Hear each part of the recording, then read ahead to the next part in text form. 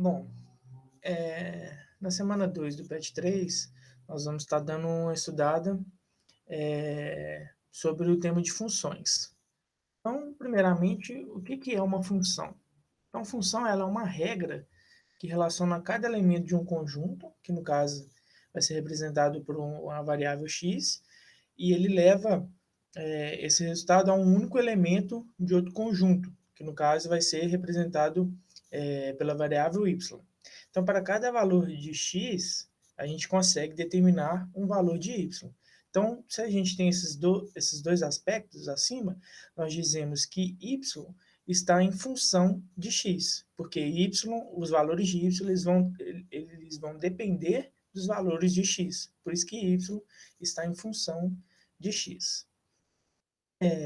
As funções elas apresentam uma lei, né, que é uma lei de formação, que é a regra que para cada x associa um e somente um valor de y. O domínio é o conjunto de valores possíveis para x, o contradomínio é o conjunto de valores possíveis para y, e a imagem é o conjunto de valores possíveis que y recebe, mas isso vai ser de acordo com os valores que foram determinados em x. Então, com isso, em uma observação, a gente pode perceber que o conjunto imagem ele é um subconjunto do conjunto contradomínio. Então, a gente tem que o imagem ele vai estar dentro do conjunto contradomínio, por isso que ele vai ser, ele é denominado um subconjunto do contradomínio. A gente vai explicar melhor isso mais para frente. Então, outra forma de a gente representar uma função, eu escrevi fração, mas é função, né? É o diagrama de Venn, que ele é mostrado na figura abaixo.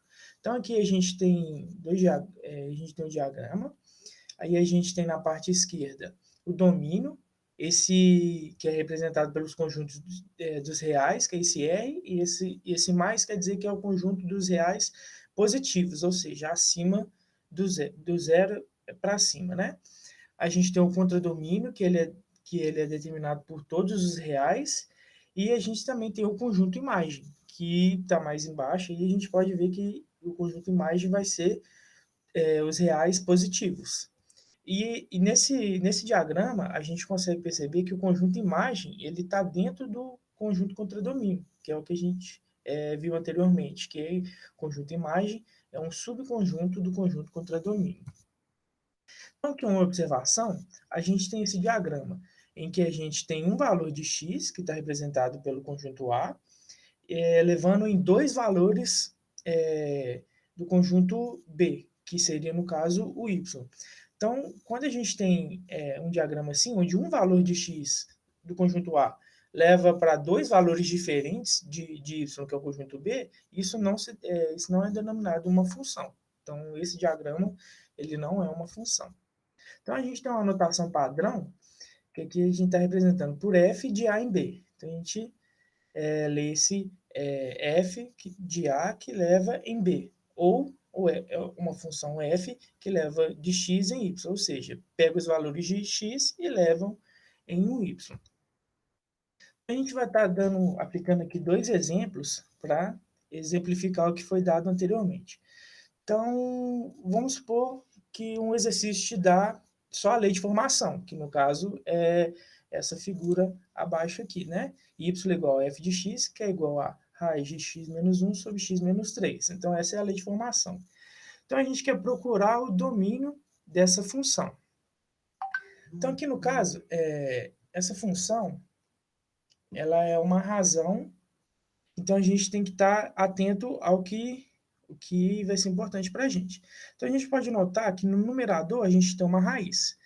E para que a raiz exista, o que está dentro dela ela não pode ser negativo, porque aqui a gente vai estar trabalhando com os números reais, né? Então, o x menos 1 ele tem que ser maior ou igual a zero. Então, para que x menos 1 seja maior ou igual a zero, a gente tem que os valores de x tem que ser maior ou igual a 1. E o denominador, ele não pode ser zero, ou seja, ele não pode ser anular, porque senão não existe essa divisão, né? Então, portanto, no numerador, a gente tem x menos 3. Então, como ele não pode ser zero, então x menos 3 tem que ser diferente de zero. Portanto, x não pode ser 3, porque 3 menos 3 seria zero e anularia o denominador dessa fração. Então, a gente teve duas situações nesse domínio. Então, portanto, o domínio dessa função ela vai ser x, que vai pertencer aos reais, tal que x tem que ser maior ou igual a 1, por causa do denominador, por causa do numerador, que é uma raiz, e x tem que ser diferente de 3, por causa do denominador. Um outro exemplo que eu vou dar, ele vai tratar de uma função definida por partes, que no caso, em vez de uma função ela ter uma lei única, como foi do exemplo passado, ela terá várias leis de formação, por isso que ela é definida por partes. Então, a cada parte, a gente vai ter uma lei de formação diferente. Então, cada expressão ela corresponde a uma faixa do x. Nesse exemplo, suponhamos que uma concessionária de energia elétrica cobre uma taxa mínima de serviço de R$ 20, acrescida do valor correspondente ao consumo. Porém, o valor do quilowatt-hora varia de acordo com a faixa de consumo, da forma especificada a seguir. Então, aqui nós temos 3 etapas. Se essa pessoa consumir até 100 kW, ela vai pagar 50 centavos cada unidade. Se o consumo for entre 100 kW e 200 kW, a unidade vai custar 60 centavos. E se o consumo for acima de 200, para qualquer valor acima de 200 kWh de consumo, o preço aplicado vai ser de 80 centavos a unidade.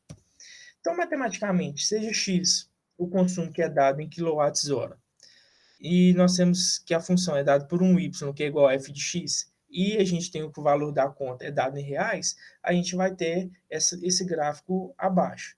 Então, aqui a gente pode perceber que a gente vai ter 3 leis de formação.